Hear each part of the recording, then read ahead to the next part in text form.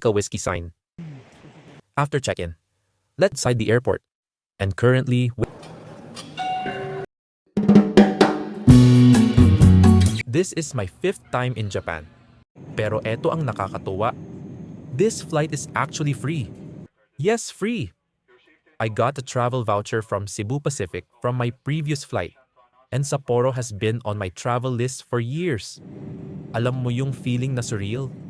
Ganyan. So here I am, finally using it before it expires.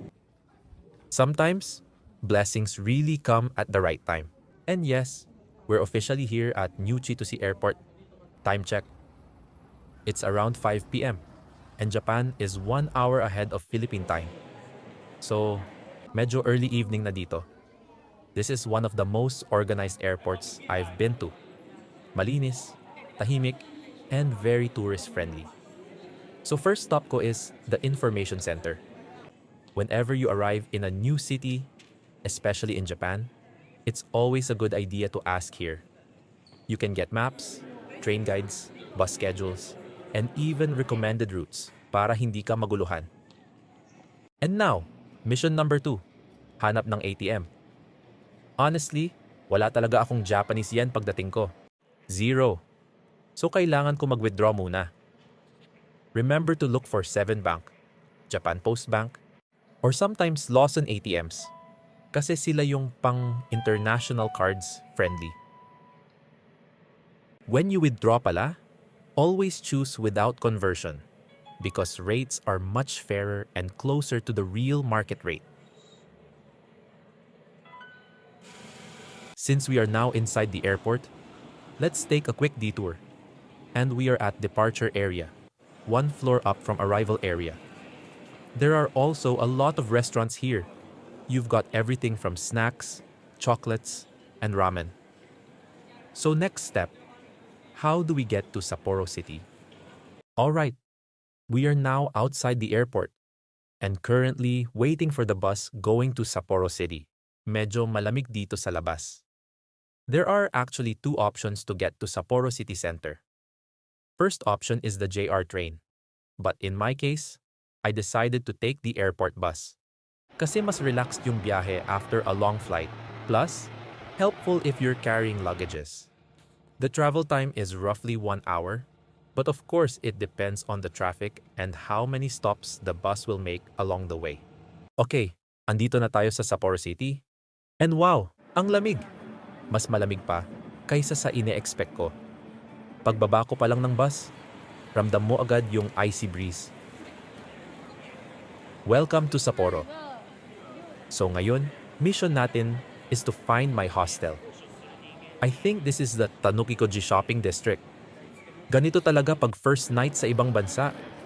Medyo adventure mode agad. At times like this, I always rely on Google Maps. Super helpful niya, especially pag unfamiliar ka sa lugar. According to the app, my hostel is just a few minutes away from the bus stop. So hindi naman siya ganun kalayo. So let's just follow the Google tracking. Left daw tayo dito, tapos diretso. Alright, sabi ni Google, we are now in the area. Usually the hostels here in Japan are low-rise buildings. And sometimes the signage is small or nasa side lang ng building. Pero ayan, I think this is it. Hotel plus Hostel Sapporo. What I really like is the location. As in, right in the center of Tanukikoji District. One of the most convenient areas here in Sapporo. Let's head inside and check in. I booked this hotel for around 1,300 pesos per night, which is actually a great deal.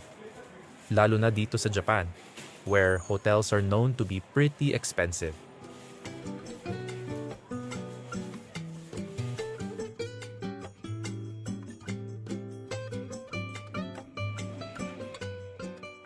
So here it is, after check-in. Let's have a quick room or hostel tour. And so this our room, simple and clean. This is a shared hostel-style room, capsule type, and with a privacy curtain, which I really like. At least may konting me time ka. You have your reading light, a charging port, and a small shelf where you can leave your essentials. Yung bed is big, kahit dalawa kasya yata, and perfect for backpackers. And this is their reception area. Ang ganda niya. Warm lights, and a very welcoming atmosphere the moment you walk in.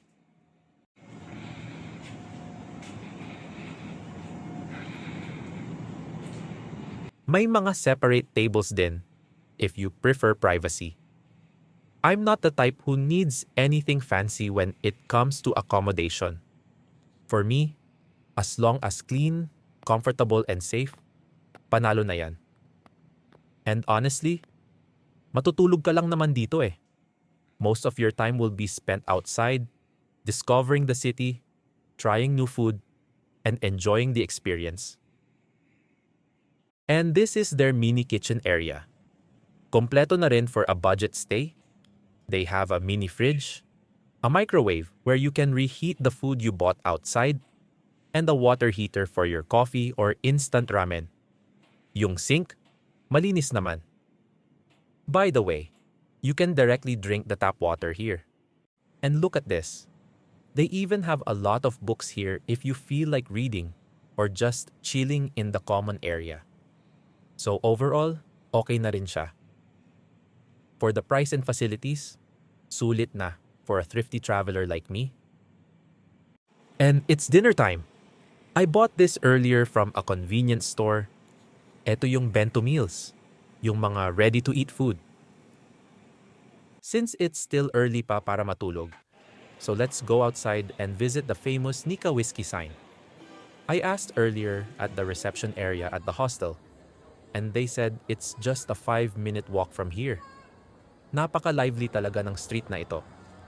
There are shops everywhere, restaurants, and different stores. Kahit malamig, ang daming tao, and the neon lights make everything look alive and colorful. I am now here in front of the iconic Nikka Whisky sign here in the Susukino area. Ang ganda dito sa Susukino district at night. This giant LED billboard is truly one of the most iconic landmarks here in Sapporo's nightlife in the Susukino area. It's like their version of the Times Square lights. Actually, the man you see on the sign is the Nikka gentleman, also known as the King of Blenders, inspired by traditional British whiskey culture. Nikka Whisky is one of Japan's most famous whiskey brands, created by Masataka Taketsuru, the father of Japanese whiskey. This sign in Susukino became a symbol of that history, not just of Nikka Whisky, but of Sapporo's vibrant city life. Kaya every traveler who visits Sapporo makes sure to take a photo here. This feels like the heart of the city is right here. If you want to experience Sapporo at night, Susukino is the place to be.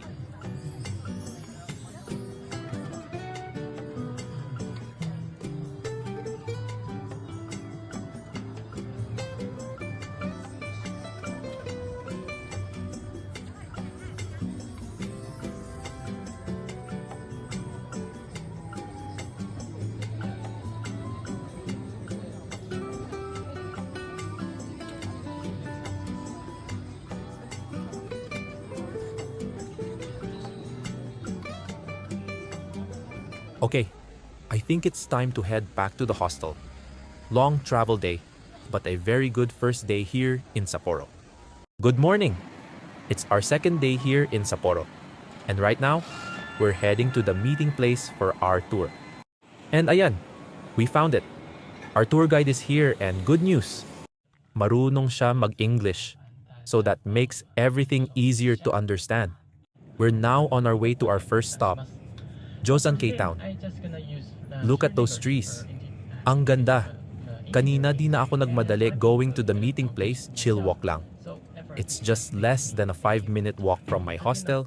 Very convenient. Yung ride from Sapporo to Jozankei takes less than an hour. So relax lang tayo. And let's enjoy the view.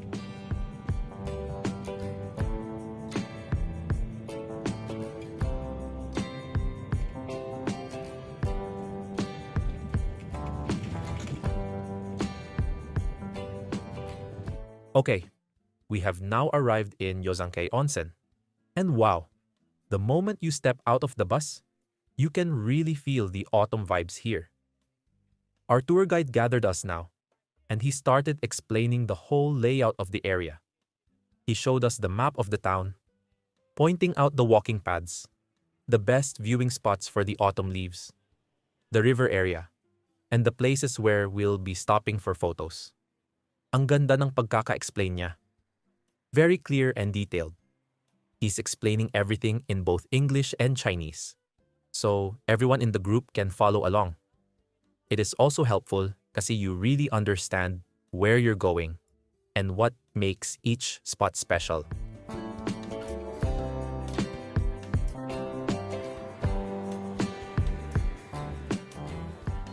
And habang nakikinig kami, I can't stop looking around. The autumn colors here in Jozankei are so beautiful. Parang postcard. The mountains, the trees, the cool air. Ang perfect ng combination. Alright, now that we know our route, I'm getting more excited to explore what's waiting ahead. So let's start walking around and enjoy this beautiful Jozankei Onsen town. We're now walking here in Jozankei. This place is really known for its onsen and beautiful mountains. And as you walk along this road, ramdam mo agad yung peaceful atmosphere ng town. And wait, let's just go back to this area. Medyo na-intriga talaga ako because there's some visitors dito. From the outside, simple lang siya. Parang small garden tucked in the trees. Apparently, this is a hot spring footbath area. One of the popular free spots dito sa Jozankei. People come here to soak their feet in natural onsen water. Kaya pala ang daming nakaupo around sa area na yan. Yung water is hot. The surroundings are cold. Perfect combination for relaxation.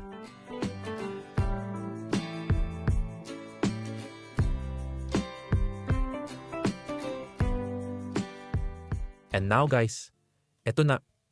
This is usually the view you'll see when you search Jozankei online. Dito mismo sa maliit na bridge, look at this. The river flowing gently, the rocks scattered naturally, and the mountains covered in full autumn colors. Ang ganda ng blend ng orange, yellow, and green.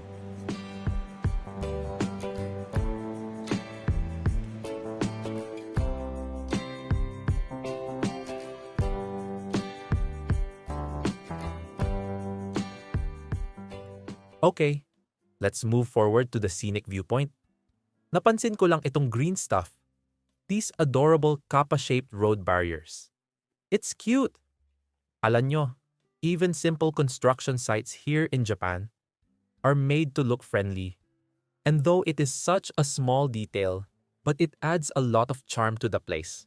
And we are now here in one of the most scenic spots in Jozankei Onsen. Makikita nyo itong cute and quirky blue statue holding a bowl and a gourd, symbolizing good fortune and healing. Now look at this view, surrounded by glowing autumn trees, gentle river sounds, and fresh, cool mountain air. I love how peaceful it feels here. Just the calm rhythm of nature.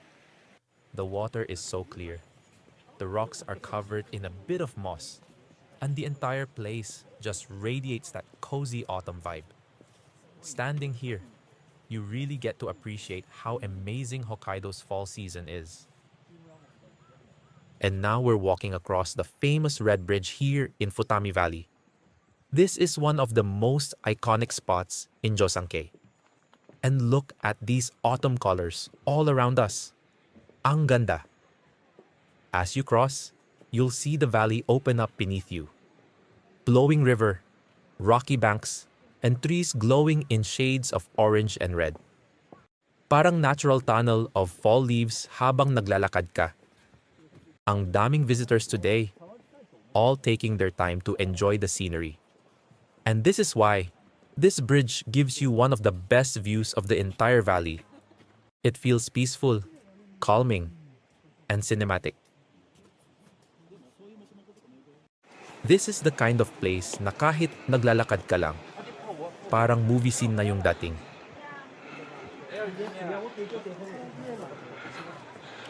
And now we're heading to this beautiful forest pathway here in Jozankei.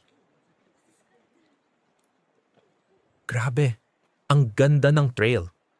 Surrounded by trees dressed in full autumn colors. Yung leaves niya are gently falling. And the sound of the river below follows you habang bumababa ka sa trail. I love this part because it's not just about the destination. The walk itself is an experience. And this right here is one of my favorite views in all of Futami Valley here in Jozankei. From this angle, you can see the red suspension bridge perfectly framed by the autumn trees. Ang ganda ng contrast ng bright red against the gold and orange leaves. Check nyo ang clear ng water niya. The river is so still and transparent. Para siyang natural mirror reflecting the autumn colors and the tall cliffs around us. Yung cliffs are dramatic and covered with trees turning yellow, orange, and deep red. Ang lakas makasinematic. Parang scene sa nature documentary. This is the kind of spot where you just stop, smile, and appreciate the moment. Walang filter, walang effort. Nature already did the work. Every time I look at this view, it feels peaceful and refreshing. If you visit Jozankei during autumn, don't skip this viewpoint. This scene alone makes the trip worth it.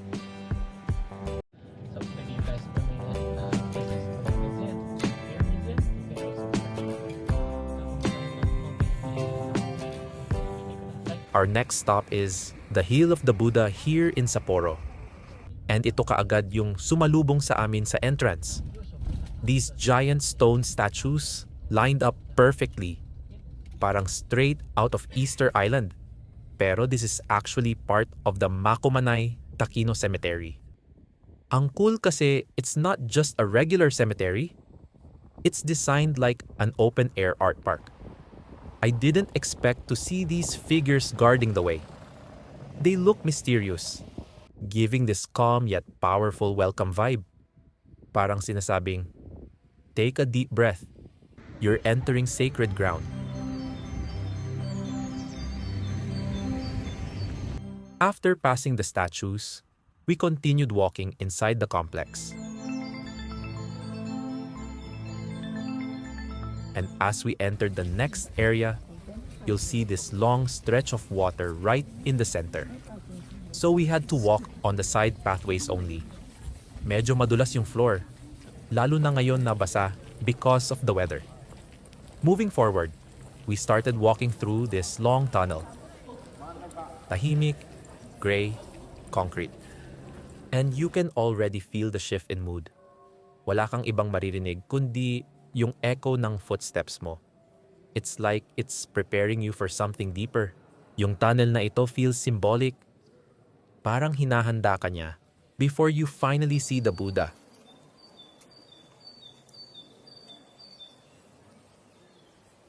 And heto na siya, the giant sitting Buddha. Sobrang breathtaking up close. This massive Buddha fills your whole view.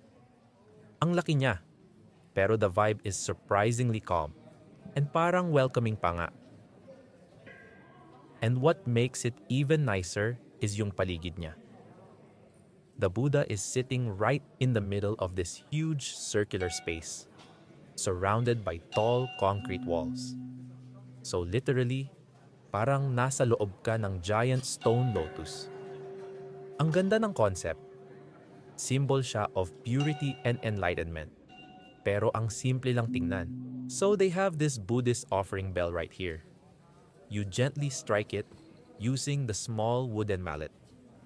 Pag tinamaan mo, it creates this deep, calming sound that echoes around the whole space. People usually ring this as a form of respect or quiet prayer before approaching the Buddha. And the silence here? Iba. It's the kind of quiet where you can actually hear yourself breathe. everyone around slows down. Even the people taking pictures move more gently, more respectfully. This is the part of the Hill of the Buddha that really stays with you. Not just the size, but the atmosphere, the calm, the sense of peace that settles in. Such a peaceful place to visit.